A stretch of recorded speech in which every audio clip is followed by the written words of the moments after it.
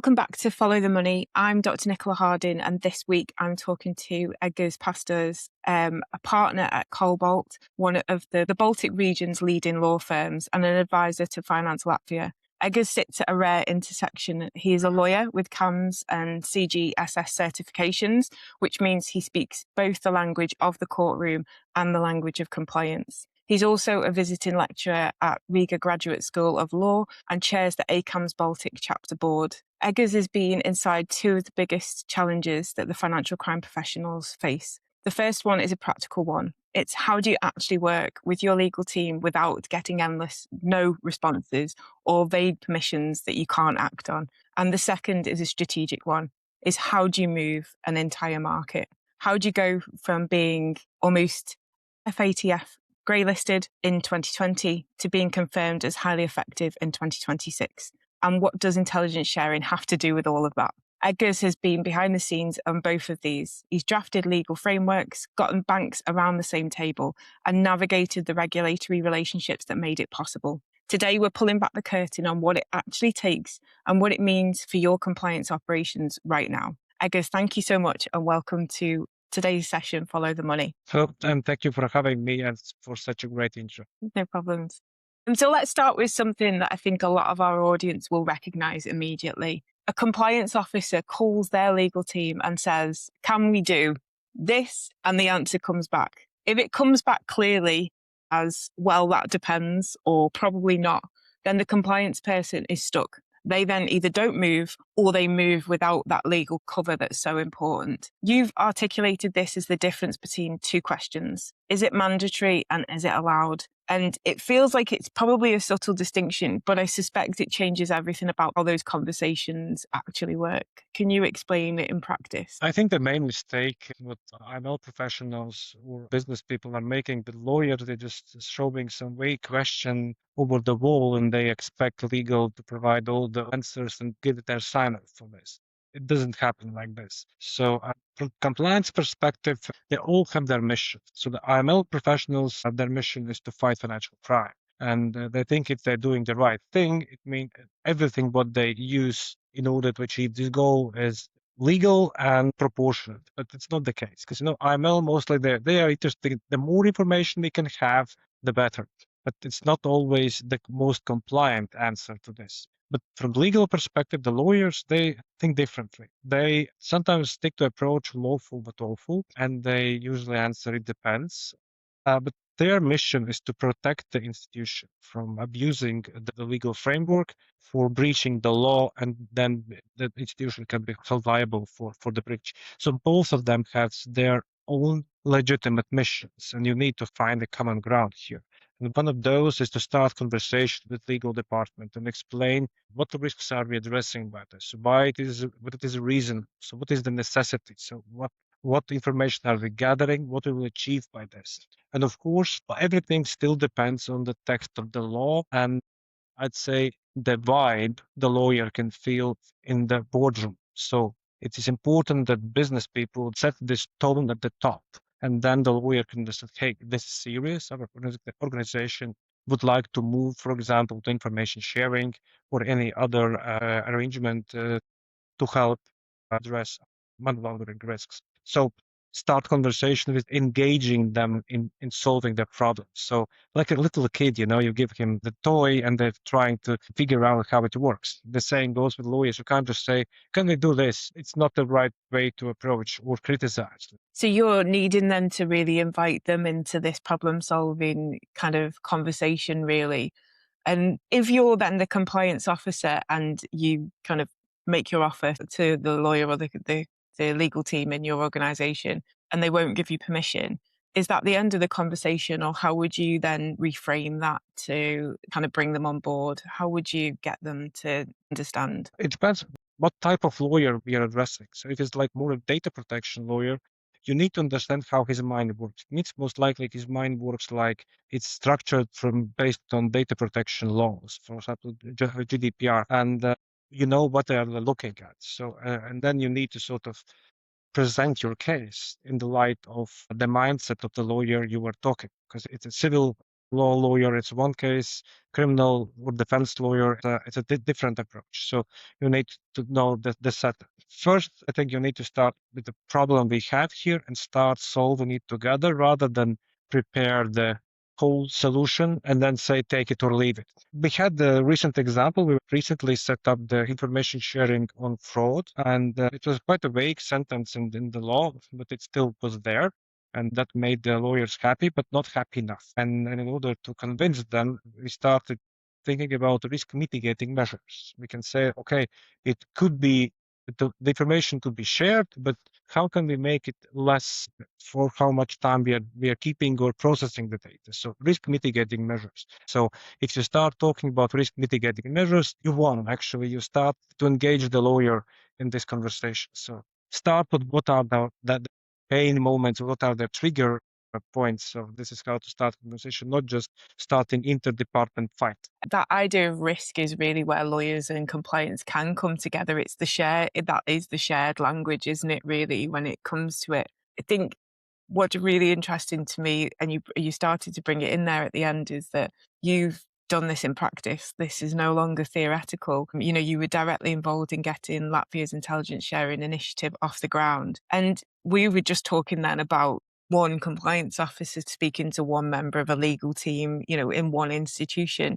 You've done it across several banks, competitors working together and agree to share certain data under a legal framework that, like you said, didn't exist. How do you even open that conversation to a bank's board or their compliance kind of leadership? How do you get there?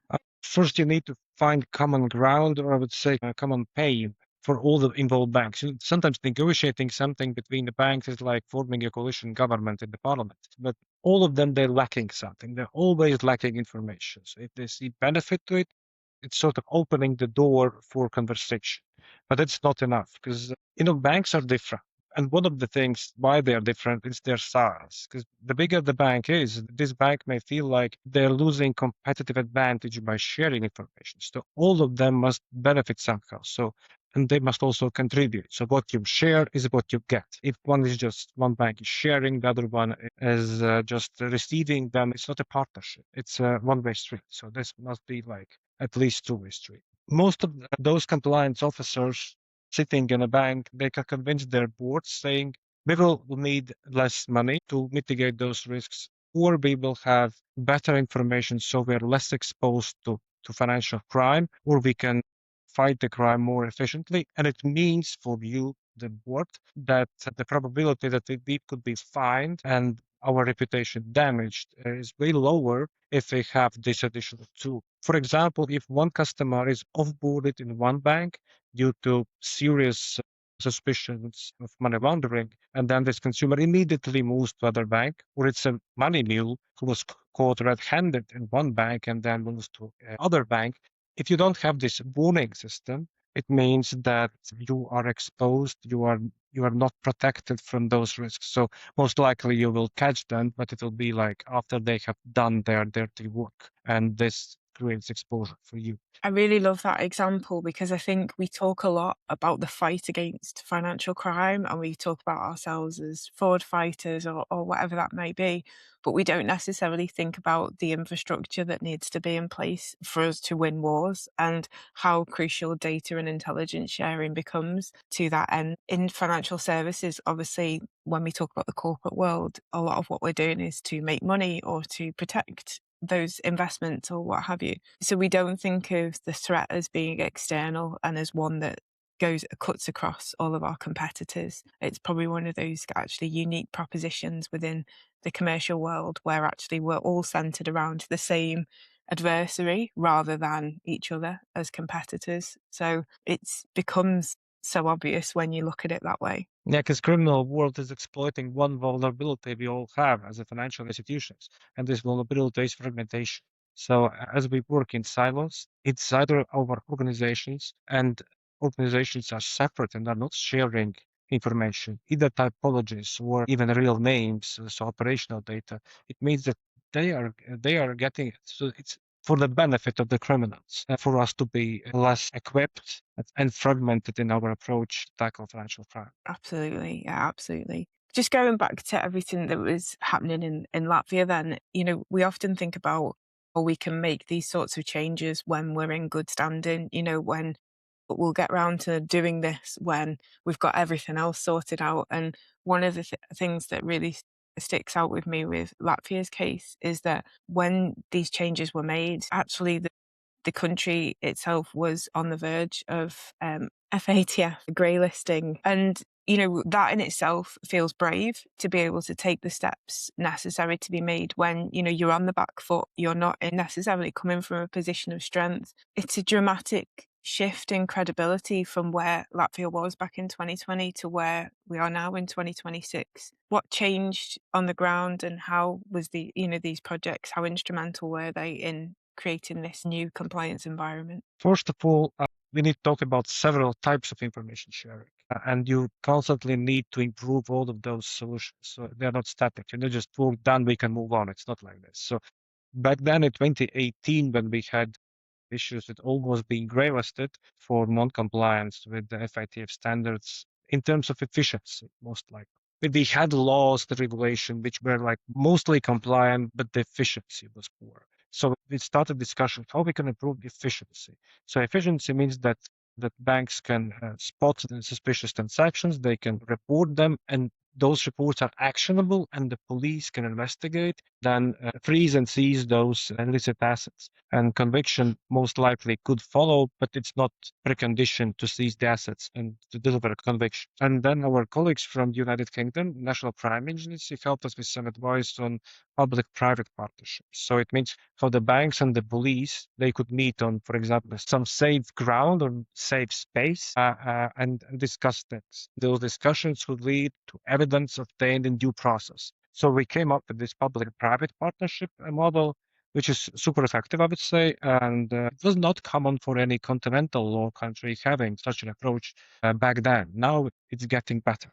We have IML regulation, which states that such information sharing could take place. We had this public-private partnership established, and it really helped banks to talk with the police in, for example, the police monitoring one client, the bank can meet with the police or financial intelligence unit at their office, and they can say, hey, please, so what should we do, how we do the monitoring? And then the police can ask, what data you have? Oh, we have this data, but then you need to request this data. And now the police can request this data more precisely. So targeting what they actually need. Afterwards, we understood that public-private partnership is not the only thing that they have. We already had some private-to-private information sharing, and then we understood that we need some structured approach. We can't just share some lists of people without ensuring that the data is protected and this right is not abused also by banks. Because, if you share the data, the probability of abuse of privacy of some people is quite significant, I'd say. And so we ensure that this is structured. We have clear rules on what we can't share. For example, their risk customers, risk appetite, only significant and appropriate data shared, and they are deleted after some period of time. You can't keep them forever, because sharing this data could facilitate financial exclusion. So it would be like in a crime movie. Then if a person sends a photo and a data to a killer who should be assassinated, then you better not to be mistaken, right? And comparing this to information sharing, which is not that harsh and with not such consequences, still you need to be accurate and accountable for what you do. And that's why we chose Solve's platform for this. So how we can share in a safe way and with a structure.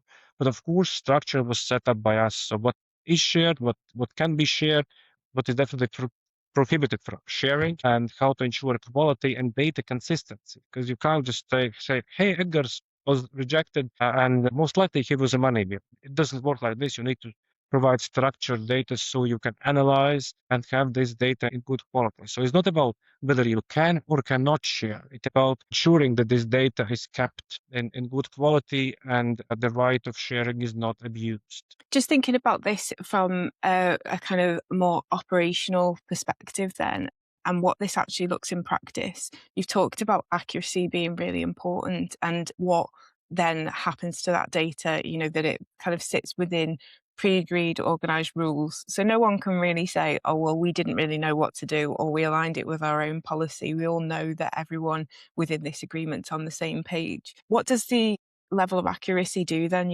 We've got kind of AI platforms that may be utilising this to help make decisions about, like you said, potentially vulnerable people and their future financial lives, but also protecting different organisations who may have different thresholds for risk, etc. What does it operationally look like for any bank participating in it? What's the compliance benefit that they get that they wouldn't get from their own data alone? So they're joining the effort for figuring out who is the bad guy in the system, and not only with money laundering, but also for sanctions evasion, terrorism financing, and fraud.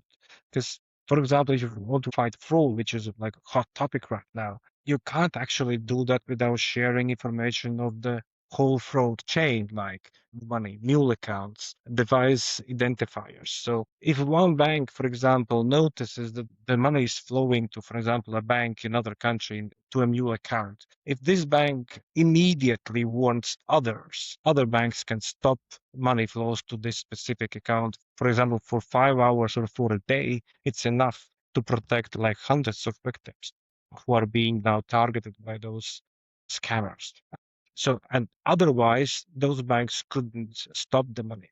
Most likely, they could use some algorithms for analyzing transactions, but most likely, more people would have been harmed. So you made really good points there around the speed and not being instead of, but almost like a shortcut to addressing or identifying those underlying risks. And it really highlights how this intelligence sharing kind of work, whilst it is work, it isn't a compliance burden. It becomes this force multiplier that allows us to catch patterns that no single institution alone could really see. And I think that's just demonstrates the potential that it has for areas of the world that it's not quite in force in the way that it could be. I really wanted to pick your brain a little bit because you have done it and give some advice to some of those areas of the world, whether it be, Europe, the UK or beyond, to think about how they can get this started and kind of mimic what's been done in Latvia already in order to potentially obviously improve their own in-country efforts, but then how we can link up these intelligence sharing networks so that just as money flows across border and crime cuts across borders, we can achieve the same within these networks, but in a way that you've measured that's accurate. So with that being said, you've been there and done that. Getting one bank to move is difficult, but getting several to move in coordination under a legal framework that has to hold up to regulatory scrutiny, that's, a whole different challenge. Who goes first? Who bears the risk? And who has the credibility to get regulators and competitors in that same room? What's your experience in Latvia? I'll start with the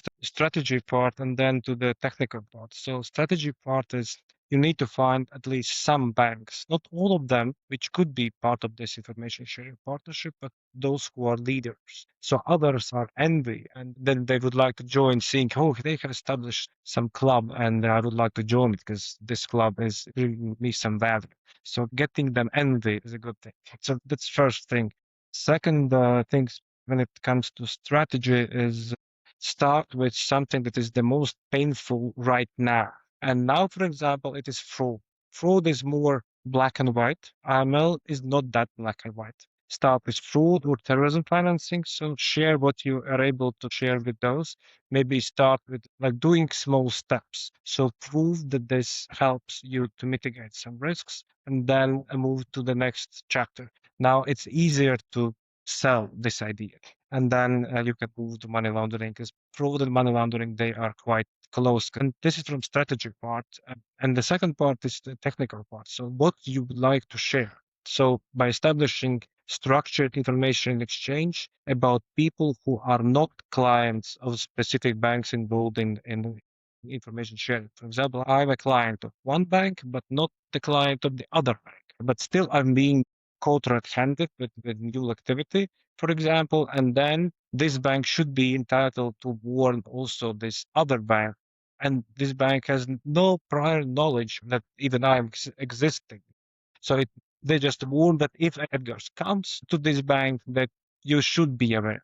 that there might be some mule activity and need to monitor the Edgars activity for the first weeks or months. So warn others model versus transaction-based information exchange. And then on top of it, you need to figure out whether public-private information sharing is necessary. And here comes the trust building with police and other law enforcement agencies. But in both private to private and public private information sharing, trust is the most important part. And when it comes to private information sharing, the greatest thing you can do is to organize networking events for your member banks so that those compliance officers get to know each other. They have a glass of wine, some snacks, discussing stuff. And then most likely they will be more eager to share with the person they know. They know how this person looks like. I have seen this person. It's not just some no-name person hiding behind the email. I think this is the recipe. So start small, start with something that is super painful for all involved parties, uh, advertise it in a way that others would like to join, and then decide on technicalities. What you actually share and whether this sharing brings you value and what kind of thing. Yeah, I think it was a really interesting point around that humanizing the process as well, understanding that, yes, it's an exercise in how we can communicate quite delicate information that needs to be held in a really structured way. But ultimately, it's allowing compliance professionals to do their job and talk to each other in the process. That shouldn't just happen, through code, if you like.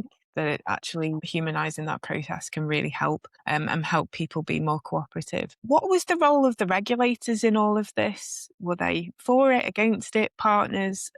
Where did they sit? First, when we presented this public-private partnership idea, like 8-9 years ago, not all the institutions understood what it actually means. We needed to do some convincing, I would say, to present this idea. And they were at least not objective. But at some point, they got excited about this and saw the results. This information sharing could bring. When it comes to private information sharing, it was sort of a supervisory expectation in the past that this sharing takes place. So it wasn't just, out of the blue. We came up with some sharing ideas because it was still those rules were included in the law in I think even 15 years ago, but with a different mindset back then.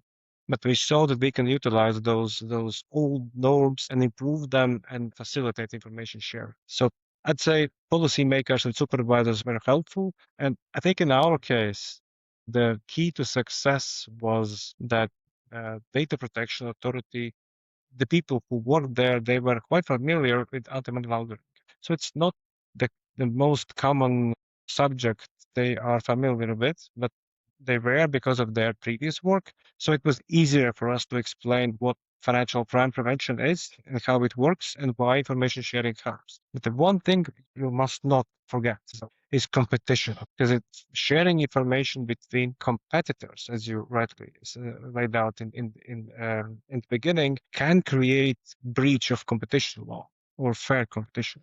So there must be also some assurances that competition law is followed there, like what you shared. So what kind of information you add to the information shared, so you don't create some sort of agreement to specifically service or not service segments of clients or use it for commercial purposes. So this also is a thing you need to keep in mind when setting up information sharing arrangement. I think when I introduced you in the beginning, I highlighted that you're quite unique, really, and the fact that you hold both CAMS and CGSS, which most lawyers will not. Why does that combination, other than everything you've already explained to us, actually demonstrates? Why does that combination matter when we're looking at projects like this? My background is policy. I come from public sector. I was doing quite a lot of policy work.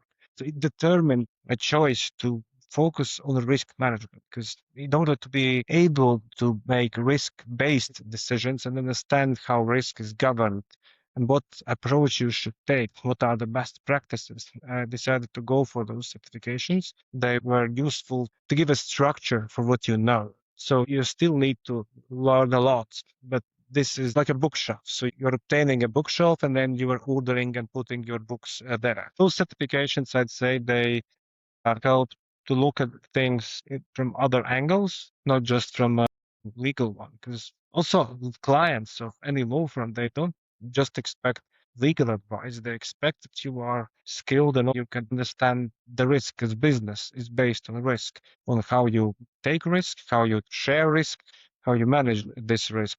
And if you don't understand this mindset, you are not able to set up any compliance approach.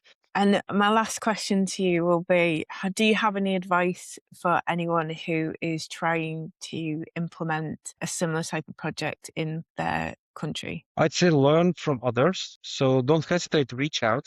So read RUSI, the think tank in Britain, their service. They are great and they actually helped us to deliver. So we could present that it's not just our crazy idea, but some other countries are doing that and some reputable think tanks are writing about this, and start with mapping your needs and bring your authorities on board. And not only authorities, just don't go with the problem to them only. You need to show the problem, risk mitigating measures. What is the risk? Don't show just what you will gain from it.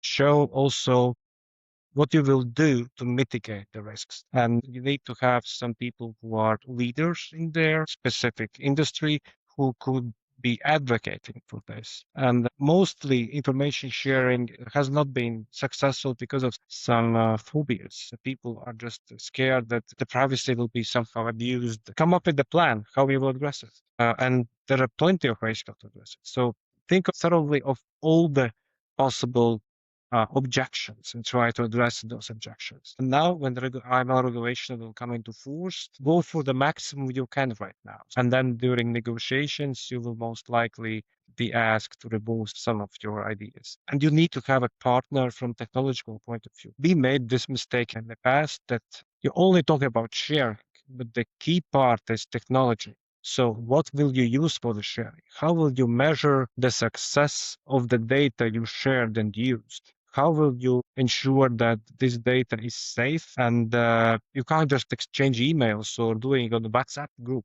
It's not sharing. It is something that most likely is illegal because you're not protecting the data. So try to find what your peers have done in other countries and have some partner with you who could provide you with those services, regardless what kind of sharing you are going to, like privacy enhancing technologies or you're sharing operational data. You need to have someone who knows that. Brilliant. Thank you so much. Edgars, what strikes me most about you and your work is that you're sitting inside two conversations that most people treat as entirely separate. The first is internal. How do compliance officers and their lawyers actually collaborate? And the other is external. So how do you move an entire market and build the legal infrastructure that makes this transformation possible? But they're not really separate at all. They're the same conversation, and you've shown that today, because the market only transforms when the internal conversation changes. When legal stops asking, is it mandatory, and starts asking, how is it allowed? That's when you get the permission structures that then let institutions collaborate at scale, just like they have done in Latvia. The Latvia story, from almost greylisted to highly affected, with intelligence sharing as a concrete proof of point that what happens when internal conversations change across an entire ecosystem. So for anyone building financial crime infrastructure, whether you're doing it alone in your compliance shop or trying to coordinate across an entire market, the pattern that Edgars has shown us is this: get clear on what you actually need, brief your lawyer with the mandate, not a question, and understand that we can't is often code for I don't have permission to say yes yet. And your job is to give them that permission. Edgar, partner at COBALT, advisor to Finance Latvia, and someone who genuinely understands what it takes to move an industry. Thank you so much for being here. We really appreciate you. Thank you for having me.